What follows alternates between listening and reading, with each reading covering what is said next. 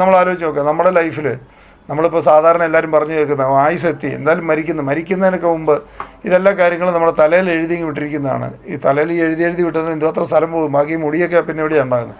തലയിൽ എഴുതി വിട്ടിരിക്കുന്നൊക്കെ പറയാൻ നമ്മൾ സമാധാനിപ്പിക്കാൻ വേണ്ടി, അതായത് വീണ്ടും നമ്മൾ നിരാശരായിട്ടിരിക്കാതിരിക്കാൻ വേണ്ടി ഉണ്ടാക്കുന്ന കുറേ വാക്കുകൾ മാത്രമാണ്. പലപ്പോഴും പല മതവിശ്വാസങ്ങളും ഒക്കെ നമ്മളെ പഠിപ്പിച്ചിട്ടുണ്ട്. അതൊക്കെ ആയുസെത്തി, അതൊക്കെ നമ്മൾ ജനിക്കുമ്പോൾ തന്നെ ഇതൊക്കെ പറഞ്ഞിട്ടുള്ളതാണ്, അല്ലെങ്കിൽ അത് തലയിലെഴുത്താണ്.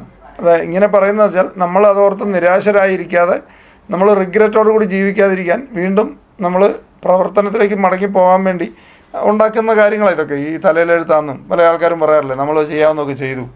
നമ്മൾ ആരോഗ്യത്തിൻ്റെ കാര്യത്തിൽ, ലൈഫിൻ്റെ കാര്യത്തിലൊക്കെ ആണെങ്കിലും പല ആൾക്കാരും പറയുന്നത് എന്താണ്, അതൊക്കെ തലയിലെഴുത്താണ്, അതൊക്കെ സമയത്ത് സംഭവിക്കാനുള്ളത് സംഭവിച്ചോളൂ, ഇങ്ങനെയൊക്കെ പറയും. പക്ഷേ ഇതൊക്കെ നമ്മൾ മനസ്സിലാക്കേണ്ടത്, നമ്മൾ ഒരു ലെവലിലേക്ക്, മുകളിലേക്ക് വളർന്നിട്ടുള്ള, ഹയർ ലെവലിലേക്ക് വളർന്നിട്ടുള്ളവരൊക്കെ അവരെ തന്നെ ഉയർത്താനായിട്ടുള്ള മെക്കാനിസംസ് ആണ് അവർ ഏറ്റവും കൂടുതൽ ഫോക്കസ് ചെയ്തിരിക്കുന്നത്. അവിടെയാണ് ഈ ഫ്ലോ സ്റ്റേറ്റ്. അത് രാവിലെ മുതൽ ഒരു ദിവസം തന്നെ എത്ര പ്രാവശ്യം അങ്ങനെ ആ ഒരു ഫ്ലോ സ്റ്റേറ്റ് ജീവിക്കാൻ പറ്റും എന്നുള്ളതിനെക്കുറിച്ചൊക്കെയാണ് ഹയർ ലെവലിലുള്ള ആൾക്കാരൊക്കെ ഇതിനായിട്ട് ബന്ധപ്പെട്ട് റിസർച്ച്, ഇതുമായിട്ട് ബന്ധപ്പെട്ട് പഠനങ്ങളൊക്കെയാണ് അവർ നടത്തിക്കുന്നത്. അതായത് നമ്മളൊരു ആക്ടിവിറ്റിയിൽ ഇൻവോൾവ് ചെയ്തിരിക്കുന്നു, 2 മണിക്കൂറോ 3 മണിക്കൂറോ ഇൻവോൾവ് ചെയ്താൽ പോലും നമുക്ക് 10 മിനിറ്റ് പോലും ആയെന്ന് തോന്നാത്ത ലെവലിൽ നമ്മുടെ ബ്രെയിനിനെ ഒരു ദിവസം എത്ര പ്രാവശ്യം ആക്കാൻ പറ്റുന്നോ അത്രയും നമ്മുടെ പ്രൊഡക്ടിവിറ്റി അത്ര ഇരട്ടിയാവും. നമ്മളിപ്പോൾ ചെയ്തുകൊണ്ടിരിക്കുന്നതൊന്നും അല്ല നമ്മുടെ ശരിക്കുള്ള പ്രൊഡക്ടിവിറ്റി.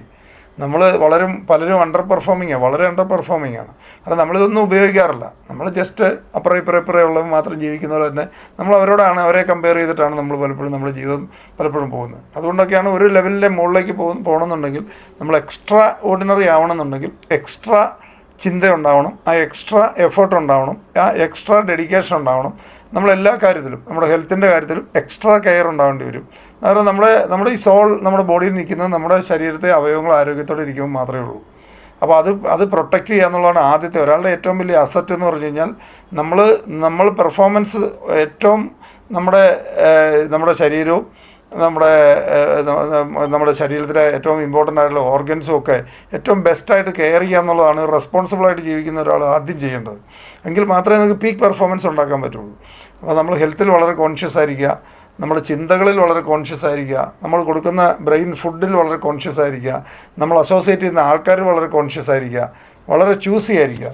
നമ്മുടെ സർക്കിൾ വളരെ ചൂസി ആയിരിക്കണം. നമ്മുടെ ബ്രെയിനൊരു ഏറ്റവും വലിയൊരു പ്രശ്നമുള്ളത് എന്താണെന്ന് വെച്ച് കഴിഞ്ഞാൽ, അവനറിയാൻ മേല ഇതിനകത്ത് ഏതാ ശരി തെറ്റ്, നല്ലത് ഏതാ ചീത്ത ഏതാണെന്നൊന്നും മനസ്സിലാക്കാനുള്ള കഴിവില്ല. പുള്ളി എവിടെ കൊണ്ടിരുത്തിയാലും വരും.